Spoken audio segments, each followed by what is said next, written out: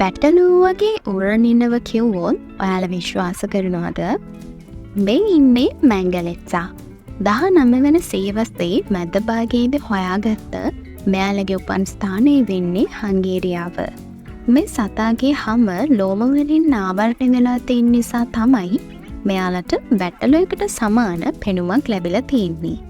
මෙයාලගේ ලෝම බ්ලොන්ඩ්, රතු සහ කළු වර්ණ වලින් යුක්තයි. මෙයාලා මේ වෙනකොට බඳවීමේ තර්ජනයට ලක් වෙලා ඉන්නවා.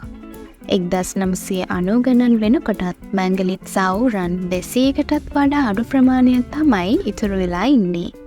ඒකට හේතුව සාමාන්‍ය උරුමස්සන්ට වඩා මෙයාලගේ මස් රසවත් වීම. ඒ නිසා බොහෝ දෙනෙක් මේ මස් ආහාරයට ගැනීමට ප්‍රිය කරනවා.